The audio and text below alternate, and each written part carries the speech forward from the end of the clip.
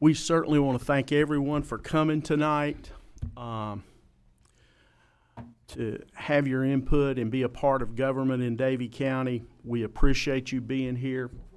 We thank God every day for placing us in this great county, and we just ask for your prayers tonight as we do the business of the county.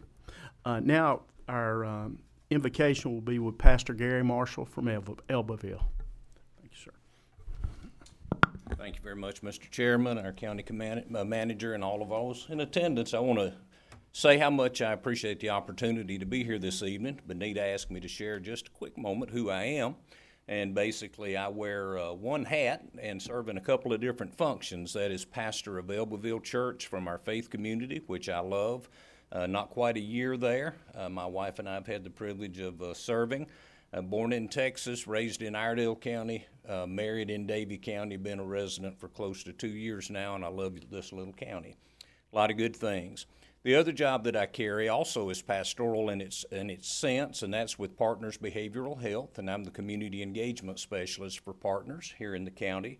I bring our providers of the county together so that we can know what kind of services we have in our mental health work, our recovery work, child work, whatever it may be.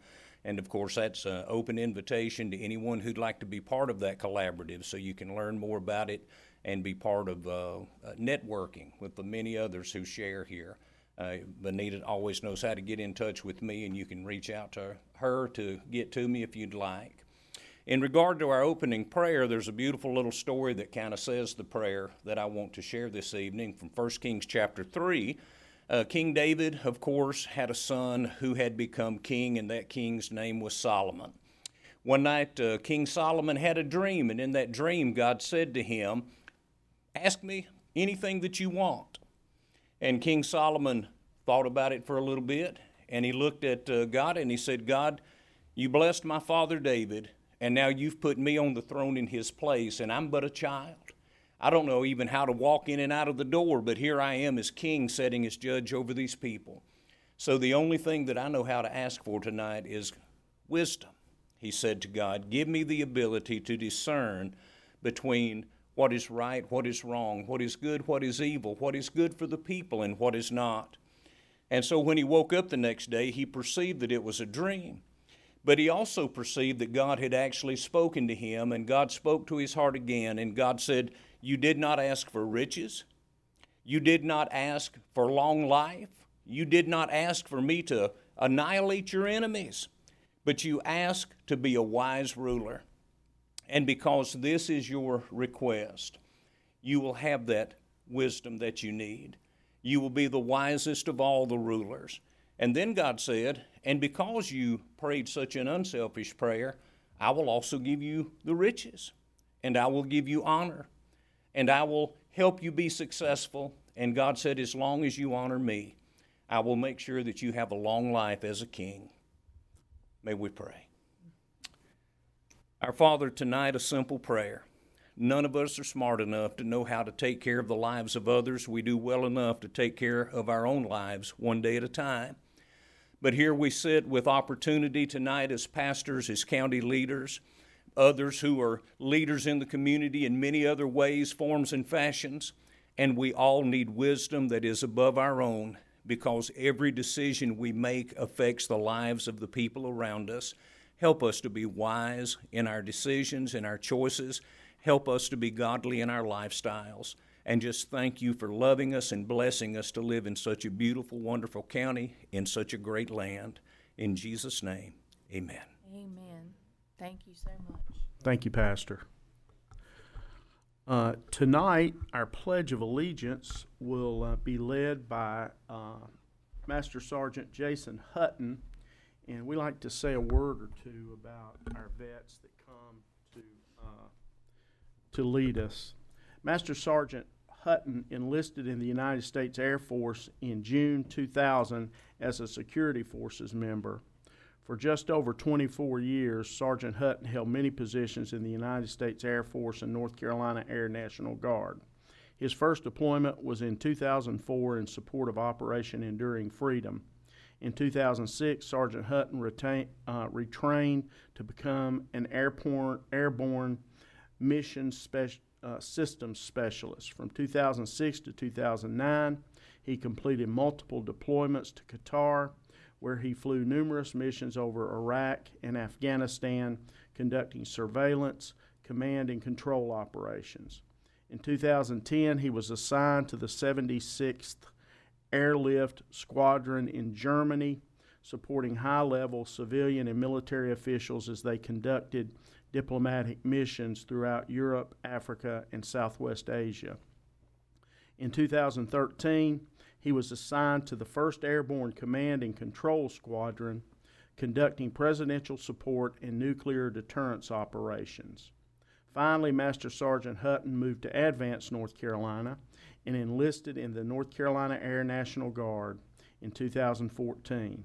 Sergeant Hutton has gained significant combat operations experience on 5 different aircraft types, with 815 total sorties, culminating in 3,238 flight hours, including 1,324 combat hours on 133 combat sorties, while participating in Operations Iraqi Freedom, Enduring Freedom, Odyssey Dawn, Inherent Resolve, and Freedom Sentinel. He completed his military career on August 1, just retired, good for you, August 1, 2024. He has a master's degree from Liberty University and is currently working on attaining a career in aviation. Jason has been married for 24 years to his beautiful bride, Pamela, who is a family nurse practitioner at Atrium Health One Health Urgent Care in Knoxville. They have 4 children: Alexa, who graduated from Appalachian State and is currently attending High Point University's PA program; Michaela, who just graduated from Davie High and will be attending Southern Wesleyan University to play volleyball; Lily, who attends William Ellis Middle School; and Grayson, who attends Shady Grove Elementary School. Thank you for your service, and please lead us in the pledge. And if you want to say something when you're done, please feel free. Okay. I pledge allegiance to the flag of the United States of America and to the republic for which it stands, one nation, under God, indivisible, with liberty and justice for all. I'd just like to say thank you for inviting me, and none of that stuff could have happened without my wife, who couldn't be here because she's actually working, but got Michaela here for some moral support. So just thank you for having me. Wonderful. Thank you so much. Appreciate the service.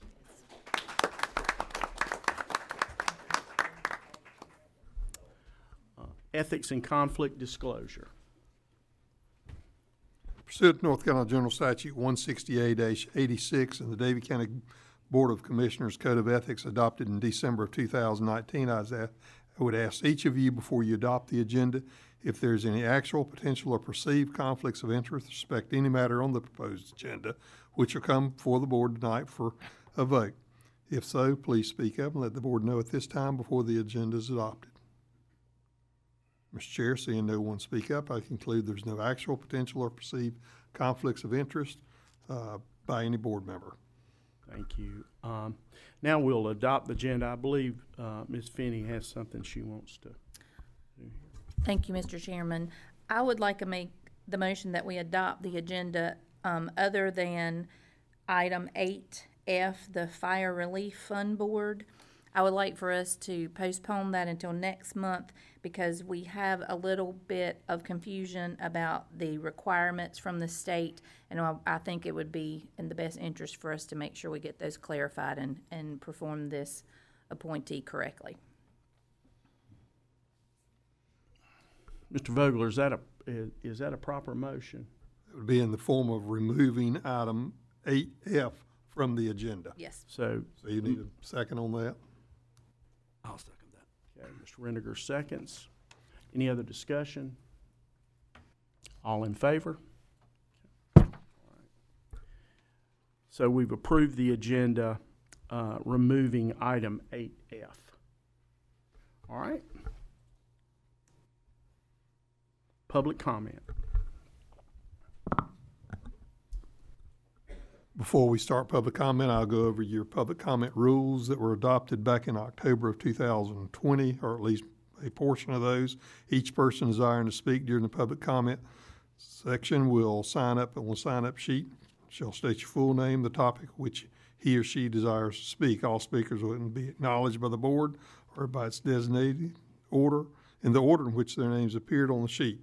Each person is allowed 3 minutes, or if you're speaking for a group, you're allowed 5 minutes. The speaker will be timed at the end of the 3 or the 5 minutes. If the speaker does not stop at their time, the speaker will be considered as interrupting or disrupting a meeting under North Carolina General Statute 143-318.17. The speaker shall address the board as a whole, shall not ask any verbal exchanges from the board, and there shall be no discussion between the speaker and members in the audience. All comments shall be in verbal form, and the speaker shall not be allowed to play or record any video devices during such public comment time. All speakers are expected to observe the decorum of the meeting, and be respectful in their language and presentation, and to refrain from the use of any profanity or shouting, or from making disclosures prohibited by the Personnel Act with respect to any county employee. All comments by a speaker shall be limited to subjects which are within jurisdiction of the Davie County Board of County Commissioners or pertaining to matters upon which this board may act. Topics which would require the board to hold a closed session are not permitted as topics for public comment.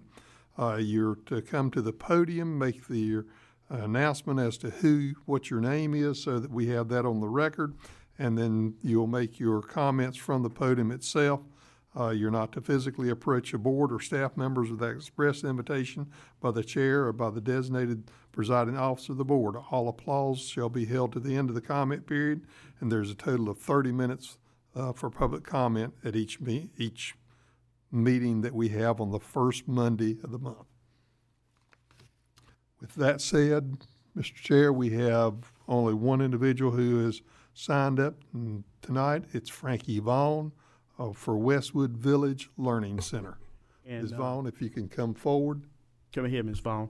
And I will say this, Ms. Vaughn asked us, since we do not have any other folks speaking tonight, if we would allow her between 3 and 5 minutes. She said she didn't know for sure if she would go 5, but she probably would go over 3. And I think we're okay with that. Ms. Vaughn, there should be a timer on the screen there. Okay, thank you. Good evening, ladies and gentlemen. I'm here as the founder and representative of Westwood Village Learning Center. We are a 2E school, and if you're not sure what that is, that's triceptional, basically children with disabilities. We all know that Davie County has had tremendous growth, and we're very proud of that. But with that comes the added pressure on our public school systems. Right now, a teacher in Davie County, this was the last recorded record off the off of the report card, is 1 to either 17 to 20 students in a class. Now imagine that you have 20 students, or even 15, that have disabilities, and you're trying to teach from kindergarten to 5th grade possibly in that class. It's very difficult. So we're trying to help alleviate some of that stress. My granddaughter, it all started because of her. She was 5 years old and diagnosed with autism when she started the public school system.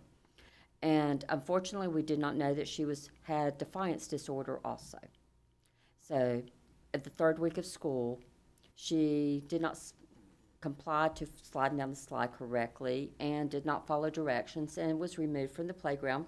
Unfortunately, forcibly, she was given a choice and put in the seclusion booth, which is a 6x6 padded area, which was necessary for safety. But due to that, it led to trauma. So we were on an ABA waiting list for 1.5 years. We were able to get in during her 1st grade, and she was removed from school because we only had 2 choices: either modified day and 25 hours of ABA or homeschool. Well, unfortunately, she's not the child that we could homeschool. We would not be a good fit. We begged, pleaded, and we did find an online school after therapists and assistant principals and principals all wrote letters. Well, we were number 12 on a waiting list. We got up to number 9, and they moved her up the list because of her disabilities. Thank goodness. She is now finished second grade and made 1B in, quote, a typical classroom online with an IEP. So that is the reason for needing more micro schools. This micro school will have 1 to 3 teachers and 25 students total. And we would like to continue with that. And we're a little different. We have our curriculum, but our school, and hopefully many will follow in the county because this is a county-wide problem. We are keeping it down to tuition that is affordable, and it'll include all school supplies and lunches. And what I beg the county to do is to continue on with what we are starting, and let's help our children that are 2E, because it is putting a burden on our public school systems, and a lot of the community does not realize what's needed. And there is another school similar to what we're doing, and their tuition is almost $38,000 a year, and a parent can't afford that. It's not affordable. We're not asking for any funding or anything like that. We just want the community to know that when you have 1.5 million children in the public school system in North Carolina that have IEPs, there's no way our current systems are handling that, and we need to assist our teachers. And that is 13%. And this data is a little bit old. It's not 100% current for North Carolina. It's the latest that's been reported. So again, as you leave today, please take time to think of how we can help our 2E students and realize that just because they are learn differently does not mean they cannot learn. And we just need to figure out a way to assist them more and get more teachers in or find alternatives. And I do hope that everyone here will take time to look at the PowerPoint presentation that was presented to you and go home and let people know that there is assistance out there, because it's not widely known that there are some special schools for our students. Thank you very much for allowing me to present. And I do have my 3 teachers with me today. And they are retired. I didn't go out and start recruiting teachers. We have Sherry Yarborough, which 34 years, Cindy Boo, which specialized in EC with 24 years, and then Kevin Miller, which will be our IT specialist and instructor as a lateral entry. Thank you very much for your time. Commissioners, I think Karen sent us copies of the presentation she's talking about. So you should have that in your email. County Manager's report. Thank you, Mr. Chairman. I have 3 things tonight, so I'll be quick. The first one, on behalf of myself and I thank you all, I'd like to congratulate Representative Julia Howard. She was just appointed to the senior chairman, or one of the senior chairmen of the North Carolina General Assembly's Finance Committee in the House of Representatives. So that's a big win for Davie County. They're not the ones that put the budget together, but they're the ones that get to spend the money after the fact. So that's really good for us. I want to send a big thanks to the leadership of Zach Seaman, Clyde Scott, and Andy Revis for the work on the Farmington Road 158 roundabout project. They started on time and they finished on time. So we were very happy to see that open up last week. I think there's still a little bit of landscaping to be done, but it's fully operational. So it's great when DOT allows Davie County folks to do some work, it gets done. And then lastly, in 2 weeks, on Thursday, August 22nd, we will start our first commissioner work session. These will take place during the morning, starting at 9 a.m. This is an opportunity for you all to hear new ideas coming from staff and to give us direction on what you would like to see moving forward in the county. These meetings will be open to the public, but as our attorney stated before, just wanted to be clear that public comment will still be reserved for the first meeting of each month. So we will have an agenda out here shortly, but moving forward, we're going to move to 2 meetings a month. And that's all I have. Any questions or comments? All right. Consent agenda. We have a motion. I have a question. Please. I don't know if you want to do the motion first, and I maybe should have brought this up at the beginning of the meeting, but this is in reference to item C for the Davie County Band Boosters refund.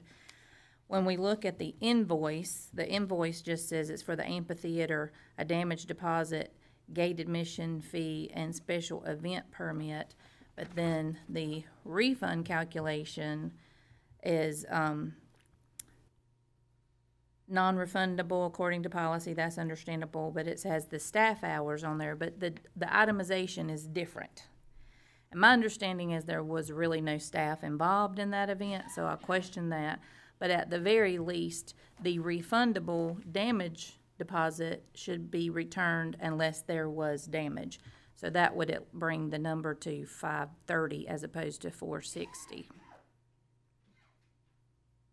I would really like for us to refund the entire amount to them, but if that's policy, that's policy. But I think we at least need to have the math correct, and that if that's a refundable deposit, then they should get it. It should be refunded. So we want to correct that to 530. If somebody wants to check behind me and see what. I pass it to the money person. That's Brian. Yeah, Brian too. Is it the 70, are you just saying add the $70? I think add the $70 back to that at least. All right. Yeah, that gets you to 530. Okay. Karen That's says she totally thinks that's already been refunded, the $70 as. Well, it's not included on this, so if it has, it wasn't taken off that total, because it's showing total rental fee of $1080, and then at the refund calculation, that $1080 still showing. So if he has, then this whole number's incorrect. Yeah, I'd have to double check. I think Karen is correct in what, if my memory serves me correctly in my conversation with Paul Moore about this. Really, truly, in terms of a refund, you all can approve it as it is or contingent upon that additional money's being refunded as well. If it's already been refunded, it'll still get them to the grand total. If it's the amount you want to include, then that's the amount that we can work out in the end. Not good. That's fine. That's good. Are we clear on that amendment? Okay. All right. Ms. Finney, did you make a motion? I didn't, but I will. Okay. I will make the motion to approve the consent agenda with that change. We have a second? Second. Mr. Poindexter, any other questions? Okay, all in favor? All right. Okay, now, under old business resolution for the, Did you approve the overall consent agenda too with that? yes, Okay. yes. I thought she was making a motion just to amend that HC Are we proper? I think she intended I said to. that with that change. Yeah. with that child. Okay. Okay, sounds good. All right. All right. Old business resolution for contract execution of the Davie County Custodial Services. Brian, did you want to, anything to say? No, at this point, as part of our RFP that we put out in the middle part of April, we opened bids on May 16th for custodial services. At this point, we would need to make a decision whether we want to move forward with those bids or pursue other options for custodial services moving forward. Okay, all right. Do we have any comments at this point? I think the only comment I'd like to make is there's been some rumors swirling around that we were thinking about not taking the contract and getting two or three people to clean the whole county, and I just wanted to address that that's not been in discussion. However, what has been under consideration is looking at possibly bringing the cleaning in-house. It's not been any discussion or anything about trying to bid it in such a manner that would allow a local vendor to get it over somebody else, because those rules are pretty, the statute's pretty clear about that. So, but I have looked at several counties, some of like size, some larger, most of them nearby counties that have been working towards phasing their cleaning back to an in-house product for lots of reasons. You basically have more control and end up overall with a better product. Now, let me be fair that it's not like I've had people knocking down my door saying that they think the cleaners are bad or this is inferior or that, but I think a lot of it really boils down to like having an open discussion to see what we really need cleaners to do. Post-COVID and with this great, with all the stuff that happens online, there's lots of offices where, you're not needing tons of cleaning every day. So when you look at bids and look at what's being done, I go back and I have talked to a few department heads and different people that they're not really complaining about it, but it's like the cleaners come in and they might work on a building like this for a couple hours, or they might come in and vacuum a few swipes, take out the trash and whatever. And then I think it's really boiled down to nobody's really complaining, but they've just kind of assumed these responsibilities. So if we're going to be assuming all these responsibilities, I just thought it might be a good time to look at how practical it might be to bring it back in and look at the duties of it, because it's a fairly large expenditure for something that's somewhat hard to control, and it's kind of like an amoeba out there. So I'll just say that at this point. Just a quick question to you, because you have studied this a little bit. You looked at counties that were like size, maybe even similar in population, and am I correct in that several of those counties do it in-house? Correct. Not contract? There's one county that does it's 50-50, but the feedback they're getting is they're moving back towards more in-house. No counties that have tried it both ways, but they're happier with the product. They're happier with the pride that the people take about it being their building, their county, that kind of thing. And that's the comments that I've gotten several times. This is not just some random conversation I've had with one or two people. I think I'm up to about 6 counties at this point. And, there's always good, bad, indifferent. There's good excuses either way. But I think, and this is not about necessarily to try to save money. It's about, getting the best possible product that you can have. But I will say in some cases, a couple of counties have actually saved money by doing that. Other comments?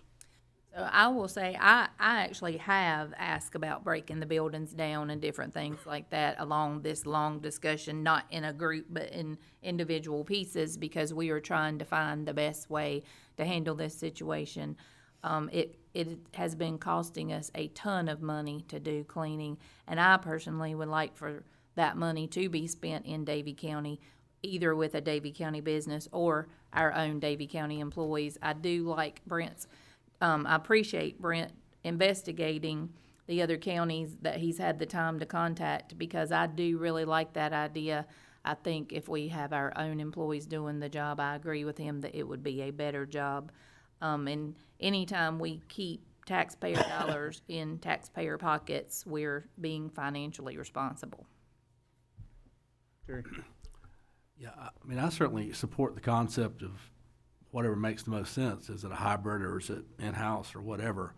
I guess my question from a logistics standpoint is, we have put this bid out and it's out there. What is the shelf life on this bid that's out there? That may be more of a legal question. I'm not really sure on if there's an end date once you collect the bids. There's no actual end date on those. However, we have a contract, and I think Brad back in the back can address that with regards to any extensions under our current contract. Is it good through the end of September, I believe? Is that correct, or is it good through the end of August? Thinking we got a second extension through the end of September, but We're currently extended our current cleaning contract through the month of August. Through the month of August, through the okay. month of August. Barring what's made decision here tonight, I would not see that extending further past October or August 31st. Okay.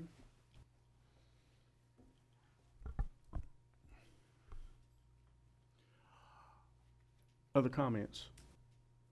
Well, just on that point, so if we were going to pursue something other than what we have on before us, that's gonna take some time. So how much time do we think we would need to vet that? Along with what Terry's saying, is this something that they would be willing to renew for like a 1-year term, something like that? What kind of feedback, or can you give us feedback on that? I've not looked at extending it past these couple months, barring that we've got bids on the table. I would say that moving past August 31st, you're going to see not a retaliation, but say, we've got bids on the table. You cancel those bids, we'll give you a new offer. But the contract's for how many years? The initial RFP was for 3 years with 2-year extension, so a total of 5 if we wish to max out at 5, but it was an initial term of 3 years. I think you're asking, would it be possible to get that 3-year period reduced? Give us time to think about this. I would refer to Ed on how that's, it's stated You've for got a an 3-year RFP contract. that had the terms of the RFP itself, and that was, when was that opened up? May 16th. In May, so we're now into August, so, at this point in time, we would have to reject that bid and go back out for new bids. That's what we'd have to do. We can't change the terms of the offer itself that we made.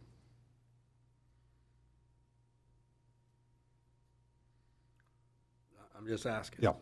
So the bid process is that rigid? It's, if you go out for 3 years, it's 3 years? Yes, No matter if both parties agree to shorten it to 1 in this example? yes, because at that point in time, you may have others that bid on it that said, well, I want a 1 year, I'll do something different. Yeah, and I had actually asked Ed about terms within the contract, about employing citizens from Davie County, that type of thing. It was indicated to me we can't even change that. Once it's out, it's locked. The issue would be then, I'm not even sure, and Ms. Schoaf, I'd leave that to you, that we could table this to the September meeting with the contract running out 31st. in August. You could always table it, but at that point in time, you're without cleaners. Well, My only thought on this is that, I hate to be wed to 3 years, and that's all I would say about that part, And I will say this, just because I don't want folks to think, we have asked about this, Brad, not to you personally, but we have asked about the specifics of this well in front of that May RFP. And we just have not gotten adequate answers. And so I think we've come to a point where, we're kind of backed in a corner here, but I want folks to know this is something that we have questioned, that we have literally been asking questions about for a long time. And unfortunately, we've allowed ourselves to get in this situation. I like, based on what I've heard about the inquiries that Mr. Schoaf has done in other counties, I like the idea of bringing this cleaning in-house. I really do. I'm going to leave it to the wisdom of the board here as to what you think we might possibly be able to do in terms of getting something set up. Mr. Schoaf, you've done a lot of of investigating in this. I would think that since you're retired now, maybe you could get with Brad and Brian starting in the morning and see if there's anything that we can do. We've talked about this briefly in the last 30 days, and it's been indicated that the ramp up would be such that it may take just a little while to hire people, supplies, those types of things. So I think my only question goes back to what I said a while ago, you know, short of saying we're committing to 3 years, what other options do we have? Or do we have any options? I'm asking that for the whole board, to Ed, to whoever. If we reject the bid and reissue it, can we reissue it for just a year and not have consequences? If you reject the bid, you reject the bid. If you then want to go out for a new bid, you can put in there anything you want because it's a brand new bid at that point in time, whether it's for a year or whatever terms you want to put in there. Would it take us a year to wrap this up and get it done? I don't think so, but that's not my level of expertise. I mean, I would think 90 days, would be kind of. Well, the biggest challenge you're going to run into if you do any type of hybrid situation is employing people. We would also have to look at the supplies and equipment that the current vendor already supplies and has on hand. If we were to do a hybrid model, there could be a possibility of us having to pay for that equipment as well, or some equipment. So that would take time. If we reject the bids, we could probably do a short period. I don't think there's a requirement on how long the bids would have to be open or out there. No, if you cancel the bids tonight, we would work through what you want to see in the cleaning contract, advertise 7 to 10 days, open the bids. It would be on September, maybe October's meeting, but again, August 31st, we have no cleaning in-house.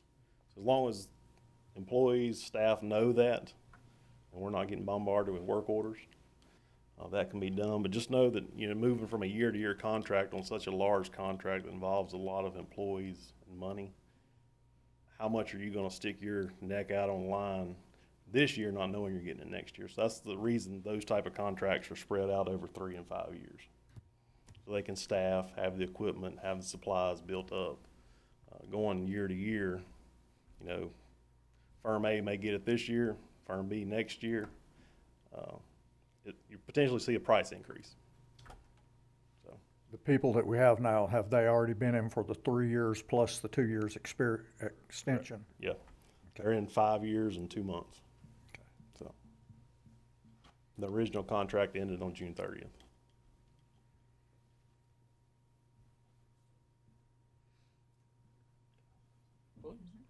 I think what I would really like to see, because I think decisions probably need to be, a little more deliberate and well thought out, is what I'm trying to get across. Is I don't want to be trapped in 3 years, but I don't want to fly by the seat of our pants either. And I mean, my suggestion, if we could make it happen, would be to go ahead and try to get basically a year long or whatever that would fill the term out, and then spend the time researching, vetting, talking about, looking at if this is a practical solution. So you're asking, well, why is he bringing it up now? I'm bringing it up now because I don't want to be having this same conversation 3, 4, 5 years from now. That's why it's being brought up now.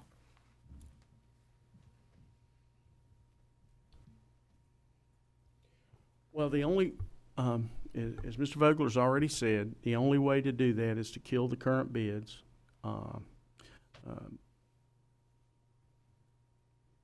We have a motion before us, though a motion has not been made, in terms of the current executing. And what this does is to allow negotiation in terms of the contract, but the floor is open.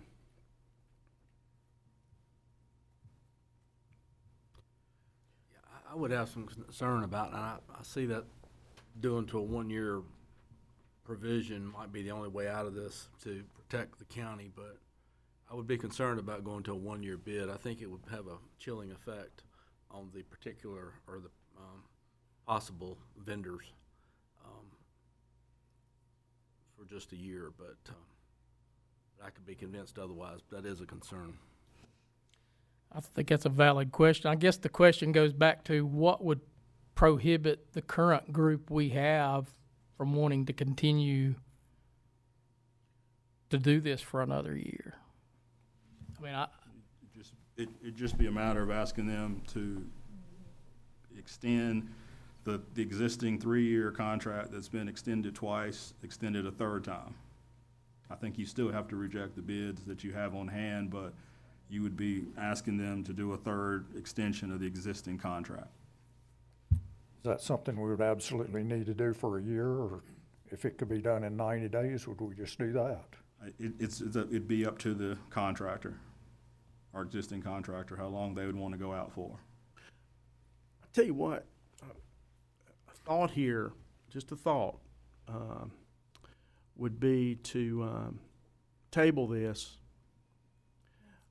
and have discussions to see, and Mr. Schoaf would leave you to talk to Brian and Brad in terms of having discussions with the current vendor as to what level of flexibility they have.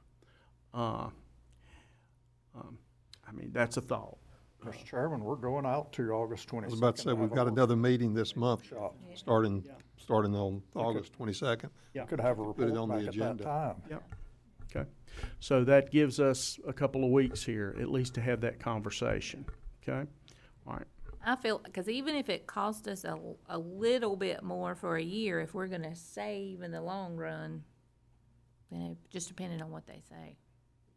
My recommendation, if you plan on moving it to that second meeting in August, which is perfectly fine, but if you're still thinking of changing the terms of the initial RFP, I would cancel all bids tonight. Because even if at the second meeting you decide, well, we don't want a 3-year contract, the bids are no good. Mm-hmm. That way, I mean, everybody's kind of on the hook.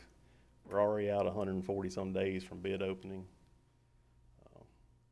If you're thinking about changing the terms at all, I would recommend canceling all bids tonight. Just a thought. Well, Wouldn't it be premature to cancel that bid, not knowing whether we could go an additional 30 days, 60 days, 90 days? Well, the bid's based upon a 3-year contract Yeah, if with you're not options for thinking of doing renewing a 3-year two contract. 1-year periods. And if you're not gonna be doing that anyway, then canceling the bid itself doesn't hurt you at that point in time. And now, because you know you're not gonna enter into a contract for 3 years anyway. If you are thinking that you would still enter into a contract for 3 years, then at that point in time, it maybe would behoove you not to cancel the bid and then make a decision on August 22nd as far as what to do. I mean, the board I need to think sort of that's a know. logical thing to do here because I know we have some thoughts and ideas here, and we've been talking about this, though we haven't had questions answered like they should have been. We have been talking about this. I think we may get to a point, though, where we feel like if there is no level of flexibility and the annual contract potentially could be astronomical, that we may be forced into a situation to have to go with the current bids. But I'm open to. And I would think that the other thing that you might want to do would be to have Brad talk with the individuals that are the lowest responsible bidder and see if they are willing to extend their current contract for an additional year or not, or extend it for 6 months or not. They may come back and say, no, we're not gonna extend it, period. Or they may come back and say, yeah, we'll extend it based upon what y'all might do on August 22nd. You know, you don't know until you ask. So in that case, we would need a motion to table this to our August 22nd meeting. I would make that motion. Poindexter makes the motion. Do we have a second? Second. Schoaf makes the second. Any other comments? Just a question, Please. but Brad, as part of this delay, we'll call, you are going to reach out to the current vendor and see what our options are outside the 3-year bid. As to a 1-year contract, Or no. just extend, Extension of the current until you make a decision, I'll reach out to them for that. I feel that's within legal right. Yep. But to But he- reach out further to them for what they would do for a 1-year term while bids are on the table, I'm not gonna make that move. Ms. Schoaf, will you do this? Will you kind of take responsibility to get with Brad and Brian and have discussion about this? Or follow up on this? I will, Please. but the condition as far as this goes is I don't visualize this being something that even if all the stars align, that you can that you can make happen in a 2-3 month period. So. And Brad is correct from a legal standpoint, that with these bids still on the table right now, where we've just tabled it until August 22nd, he cannot legally go back to them and say, will you change it, your bid to a 1-year contract? He's correct on that. But he could say, would you be willing to extend your current contract for an additional 6 months or 12 months? Yeah. That's what I'm asking. that's the distinction. In order for him to ask for the year, we'd have to reject tonight so he could start a new conversation, correct? If you were looking at a new contract, yes. Right, but if they extend what they've already got, would be the kind of the best of both worlds at this point, so. Okay. Good, Brad. Okay. All in favor? All right. Thank you. Any new business? Commissioners' comments, Mr. Poindexter. It's always nice to look out and see a big crowd of smiling faces out here. Thank y'all for coming out tonight. I hope you come out next month and enjoy the rest of the summer, because school will be in session by the time we come back again for a regular meeting. Thank you. Thank you. Always good to see a room full, or close to a room full, but school is starting, summer has flown by, and the next time we meet, we will have got to watch some football, so I'm excited about that. Anyway, please come back next month, and we always appreciate your input. Ms. Schoaf? Appreciate everybody coming out tonight as we deliberate these items. He may smack me for this, but I'm going to have to appreciate John being out here tonight, coming. He's, when you work with somebody for 20 years and you've known them and going through some personal issues and health issues, just appreciate the dedication that I know John's had and how he's wanted to be here at work, and that means a lot. And that does need to get recognized, because so often you got people you're worried about when you're dealing with HR and stuff that are trying to kind of bilk the system, whatever, milk it for all it's worth. And, this is a good example John set, so I had to say that. Thank you.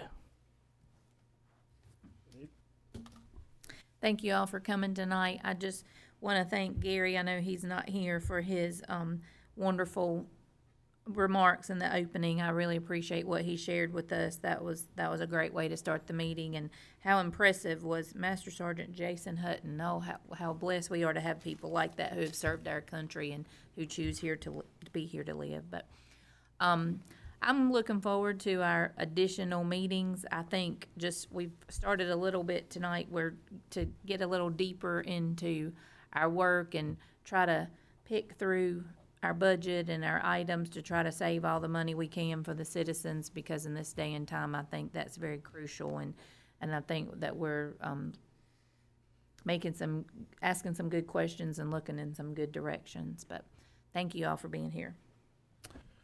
All right. We are going to go into closed session, and let me read these tormenting paragraphs here. There's two of them this week, believe it or not, this month.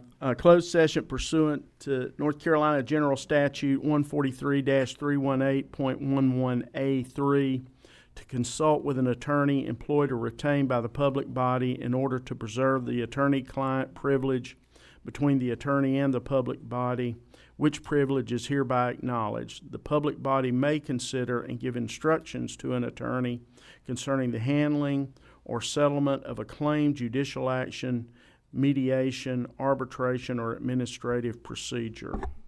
Item B, closed session pursuant to North Carolina General Statute 143-318.11A6 to consider the qualifications, competence, performance, character, fitness, conditions of appointment or conditions of initial employment of an individual, public officer or employee, or prospective public officer or employee, or to hear or investigate a complaint, charge, or grievance by or against an individual public officer or employee. Do I have a motion to go into closed session? So moved. Mr. Poindexter, I believe. Ms. Finney seconds. All in favor? We are now in closed session. We'll be back shortly. All right, do we have a motion to go back into open session? So moved. Mr. Poindexter, do we have a second? Second. Ms. Finney, all in favor? Do you have a motion to adjourn? Mr. Poindexter? Second. Ms. Finney, all in favor? We stand adjourned. Thank you all. Anita, is Yes. there any way I can